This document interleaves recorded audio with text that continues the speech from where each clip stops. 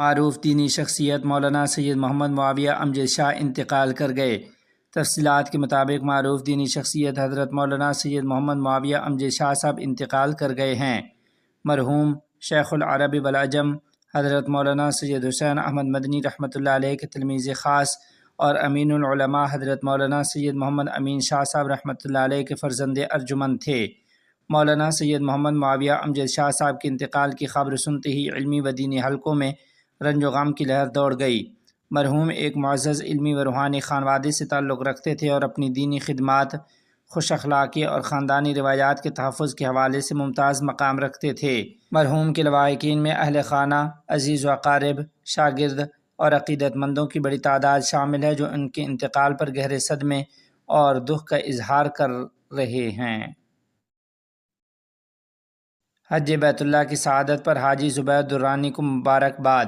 تفصیلات کے مطابق doctor Zain hair oil and shampoo company کے مالک، معروف کاروباری و سماجی شخصیت محترم حاجی زبیر درانی کی حج بیت اللہ سے واپسی کے موقع پر ایک خصوصی ملاقات کا اہتمام کیا گیا۔ اس موقع پر مناظر اسلام حضرت مولانا مفتی محمد ندیم المحمودی، دیگر علماء کرام اور مشائخ اعظام کے ہمراہ کوہاٹ تشریف لائے اور حاجی زبیر درانی صاحب کو فریضہ حج کی عظیم سعادت حاصل کرنے پر دلی مبارکباد پیش کی گئی۔ ملاقات کے دوران حج کے روحانی اثرات، دینی خدمات اور امت مسلمہ کے موجودہ حالات پر بھی گفتگو ہوئی۔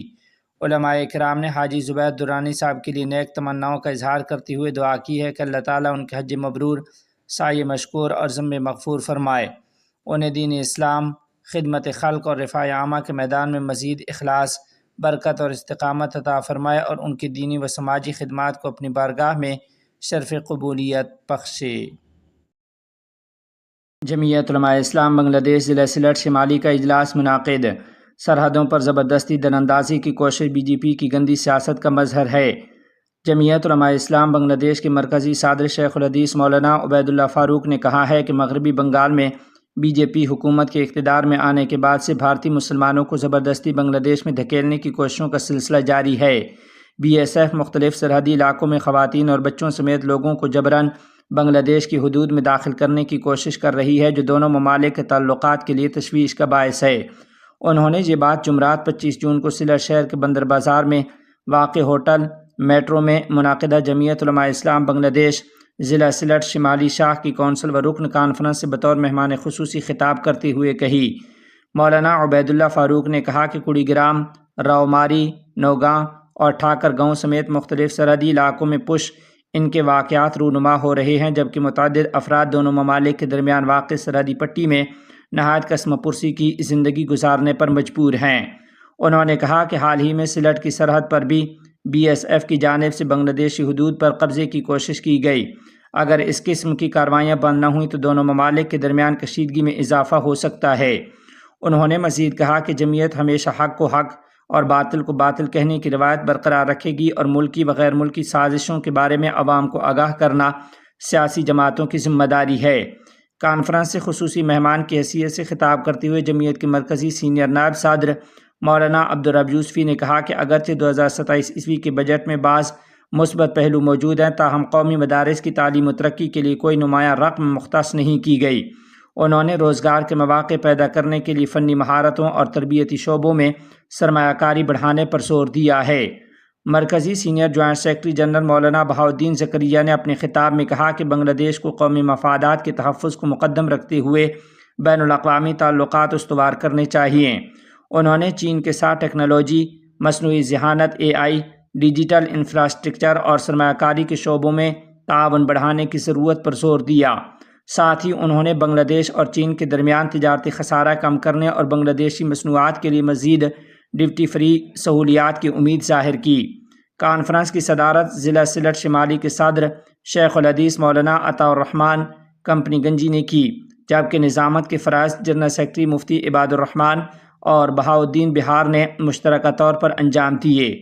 اس موقع پر مرکزی نائب صدر مولانا نجم الحسن قاسمی، مفتی مجیب الرحمن، ایڈوکیٹ محمد علی، مولانا اسماعیل خان، مولانا نظام الدین، پرنسپل عبد الرحمن صدیقی، مشتاق احمد خان اور شیخ شفیق الحق سرائی گھاٹی سمیت دیگر قائدین نے بھی خطاب کیا۔ کونسل کے دوسرے اجلاس میں مرکزی سینئر نائب صدر مولانا عبدالرب یوسفی کی صدارت میں مرکزی سینئر جوائنٹ سیکرٹری جنرل مولانا بہاؤالدین زکریا نے 61 رکنی نئی ضلعی کمیٹی کا اعلان کیا۔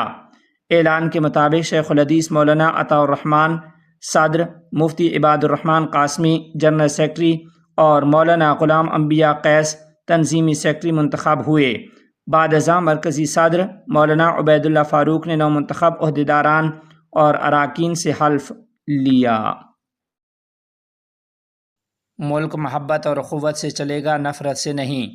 تفصیلات کے مطابق جمعیت علماء ہند کے صدر مولانا سید ارشد مدنی صاحب دامت برکاتہم نے کہا ہے کہ کوئی بھی ملک نفرت، تعصب اور باہمی دشمنی کی بنیاد پر زیادہ دیر تک قائم نہیں رہ سکتا، بلکہ ممالک محبت، اخوت، انصاف اور باہمی احترام سے ترقی کرتے ہیں۔ انہوں نے کہا کہ حکومتیں آتی جاتی رہتی ہیں، مگر حقیقی اور دائمی حکمرانی صرف اللہ تعالیٰ کی ہے۔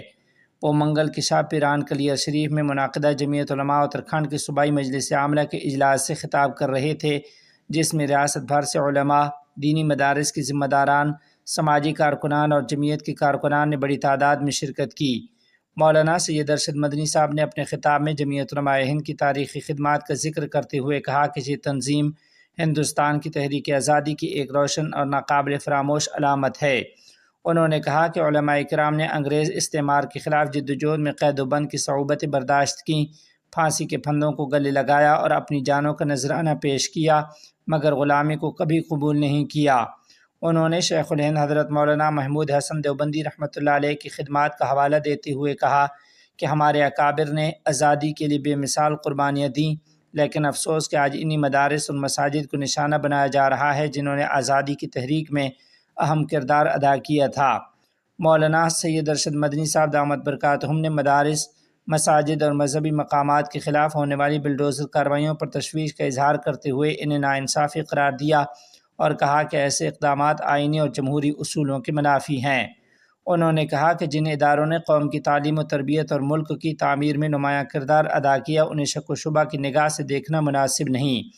اپنے خطاب میں انہوں نے ملک میں بڑھتی ہوئی نفرت کی سیاست پر بھی تنقید کرتے ہوئے کہا کہ جب ایک گھر نفرت کی بنیاد پر نہیں چل سکتا تو ایک وسیع اور متنوع ملک کیسے چل سکتا ہے۔ انہوں نے کہا کہ ہندوستان کی اصل شناخت گنگا جمنی تہذیب، رواداری، محبت اور بھائی چارے سے عبارت ہے۔ مولانا سید ارشد مدنی صاحب نے ہندو مسلم اتحاد اور قومی یکجہتی پر زور دیتے ہوئے کہا کہ عام ہندو اور مسلمان کو ایک دوسرے کے ساتھ محبت، احترام اور حسن سلوک کا رشتہ مضبوط کرنا چاہیے۔ انہوں نے حاضرین سے وعدہ لیا کہ وہ معاشرے میں بھائی چارے، ہم آہنگی اور باہمی اعتماد کی فروغ کے لیے کردار ادا کریں گے۔ مولانا سید ارشد مدنی صاحب نے مختلف مواقع پر مسلم معاشرے کی جانب سے پیش کی گئی انسانی خدمات اور فلاحی سرگرمیوں کا بھی ذکر کیا اور کہا کہ انسانیت کی خدمت ہی معاشرے کو مضبوط اور مستحکم بنا سکتی ہے۔ اجلاس میں تنظیمی، تعلیمی اور سماجی امور سے متعلق متعدد قراردادیں منظور کی گئیں، جن میں مدارس کے تحفظ، تعلیمی فروغ کے لیے کوچنگ سینٹروں کے قیام، اوقاف کی جائیدادوں کے تحفظ، مذہبی مقامات کے تحفظ، ماحولیات کی فروغ اور شجرکاری مہم کے انعقاد سمیت ہندو مسلم اتحاد اور سماجی ہم آہنگی کے فروغ کے عزم کا اعادہ کیا گیا۔ اجلاس کے اختتام پر مختلف مدارس عالمیت کی تکمیل کرنے والے طلباء کی حوصلہ افزائی کی گئی اور انہیں قوم و ملت کے ساتھ ساتھ ملک کی تعمیر و ترقی میں فعال کردار ادا کرنے کی تلقین کی گئی۔ اس موقع پر جمعیت علماء اتراکھنڈ کے صدر مولانا حسین احمد قاسمی، جنرل سیکرٹری مولانا شرافت علی قاسمی سمیت بڑی تعداد میں علماء و ذمہ داران موجود تھے۔ ملا عبدالغنی برادر کی قطری سفیر سے ملاقات، اقتصادی امور پر بات چیت۔ تفصیلات کے مطابق افغانستان کے رئیس الوزراء کے نائب برائے معاشی امور ملا عبدالغنی برادر اخند نے کابل میں قطر کے سفیر میردیف القشوتی سے ان کے دفتر میں ملاقات کی ہے۔ ملاقات میں دونوں فریقوں نے افغانستان میں قطری حکومت کی سرمایہ کاری، دونوں ممالک کے درمیان اقتصادی تعاون کے فروغ اور دیگر علاقائی امور پر تبادلہ خیال کیا۔